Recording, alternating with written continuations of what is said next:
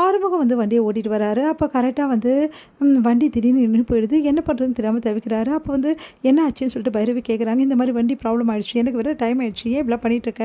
அப்படின்னு சொல்லிட்டு பேசிட்டு இருக்காரு. கரெக்ட்டா அந்த டைம்ல சஞ்சய் அங்க வந்துட்டு, இந்த மாரி வண்டி ப்ராப்ளம் ஆயிடுச்சா? நான் கூட்டின்னு போறேன் பைரவின்றாங்க.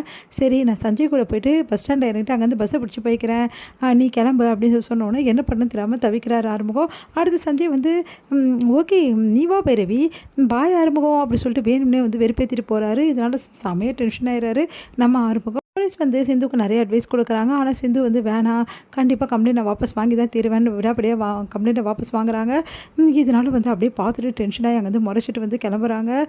வந்து மகா வீட்டுக்கு வந்தோடனே வந்து இதுக்கப்புறம் இவ இந்த வீட்டில் இருக்கக்கூடாது அப்படி சொல்லிட்டு செமையாக பிரச்சனை பண்ணுறாங்க. அந்த டைமில் அன்னபூர்ணி வந்து அவங்கள சமாதானப்படுத்துகிறாங்க. தெரியாமல் பண்ணிட்டா மன்னிச்சிடு அப்படின்னு சொல்லிட்டு சொல்லிடுறாங்க. இவளெல்லாம் வேணும்னு தான் பண்ணா, என்னை வந்து போலீஸ் ஸ்டேஷனில் வச்சுட்டால, இவளை நான் சும்மாவே விட மாட்டேன் அப்படின்னு சொல்லிட்டு செமையாக டென்ஷன் ஆயிடுறாங்க மகா.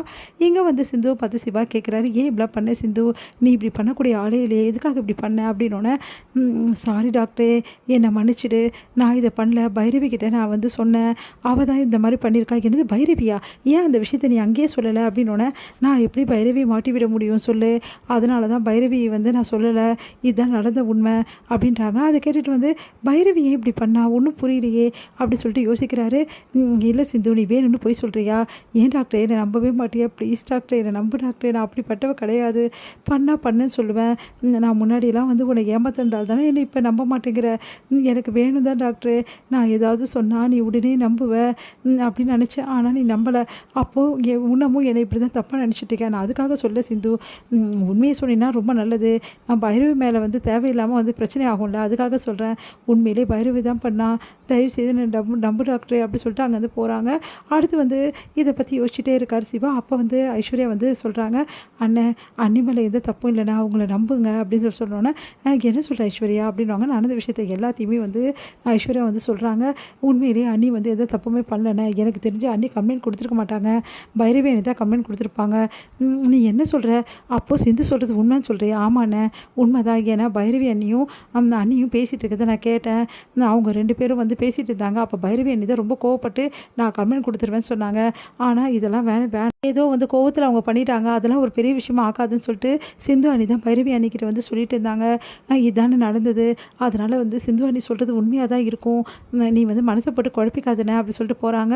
உடனே வந்து ஐஸ்வர்யா இவ்வளோ சொல்கிறாளே, அப்போ சிந்து சொல்கிறது உண்மையா, பைரவி எதுக்காக கம்ப்ளைண்ட் கொடுத்தா, பைரவி இப்படி பண்ணுவான்னு நினச்சி கூட பார்க்கலையே அப்படி இந்த விஷயத்தை ஆறுமுகத்துக்கிட்ட கேட்கலாமா அப்படின்னு சொல்லிட்டு யோசிக்கிறாரு. சரி ஆறுமுகத்துக்கிட்ட ஃபோன் பண்ணுவோம்னு சொல்லிட்டு ஆறுமுகத்துக்கு ஃபோன் பண்ணுறாரு. எங்கே இருக்க ஆறுமுகம் அப்படின்னோடனே, வண்டி கொஞ்சம் ப்ராப்ளம் ஆயிடுச்சு, அதை ரெடி பண்ணிகிட்ருக்கேன் அப்படின்றாரு. சரி பைரவி கூட இல்லை பைரவி கூட இல்லை, அவள் வந்து இந்த மாதிரி வண்டி ரிப்பேர் ஆகிடுச்சின்னு சொல்லிட்டு அந்த போலீஸ்காரன் கூட போயிருக்கா அப்படின்னோன்னா, அப்படியா, அதான் வண்டி ரெடி பண்ணிகிட்ருக்கேன், எதுக்காக திடீர்னு சிவா ஃபோன் பண்ணுற அப்படின்னோன்னா, ஒன்றும் இல்லை பைரவி வேறு இல்லையே, பைரவி ஃபோன் பண்ணால் பைரவிக்கு எடுக்க மாட்டேங்குது, என்ன நடந்திருக்கும், உண்மையிலேயே பைரவி தான் வந்து கம்ப்ளைண்ட் கொடுத்துருப்பாளா, சிந்து சொல்கிறது உண்மை தானா, எனக்கு ஒன்றுமே புரியலையே அப்படி சொல்லிட்டு யோசிக்கிறார் சிவா. அப்போது கண்டிப்பாக சிந்து உண்மையை தான் சொல்கிறா, பைரவி தான் கண்டிப்பாக கம்ப்ளைண்ட் கொடுத்துருக்கணும், வந்தோன்னு விசாரிக்கலாம் அப்படின்னு சொல்லிட்டு சிவா யோசிக்கிறாரு. இங்கே வந்து என்ன பண்ணுறாங்க, சிந்து வந்து ஒரே டென்ஷனாக இருக்காங்க, பைரவி எதுக்காக இப்படி பண்ணான்னு தெரியலையே அப்படின்னு சொல்லிட்டு பைரவிக்கு கால் பண்ணுறாங்க. பைரவி ஃபோனே எடுக்க மாட்டேங்கிறாங்க. கொஞ்ச நேரத்தில் பைரவியை வந்து சிந்துக்கு கால் பண்ணுறாங்க. சிந்து என்ன பண்ணிகிட்ருக்க அப்படின்னோடனே, நானே உனக்கு கால் பண்ணணும்னு நினச்சேன் பைரவி, நான் வந்து ஊருக்கு போகிற வழியில் இந்த மாதிரி வண்டி ப்ராப்ளம் ஆகிடுச்சு, அதனால் வந்து நான் வேறு ஒருத்தர் கூட போக வேண்டியதாக போச்சு அப்படின்னு சொல்லிட்டு எல்லா விஷயத்தையும் சொல்கிறாங்க. பைரவி நீ கம்ப்ளைண்ட் கொடுத்தியா அப்படின்னு சொல்லிட்டு கேட்குறாங்க. இல்லை நான் எங்கே கொடுக்க போகிறேன் கம்ப்ளைண்ட் ஒன்றுனா அதிர்ச்சி அடைகிறாங்க சிந்து.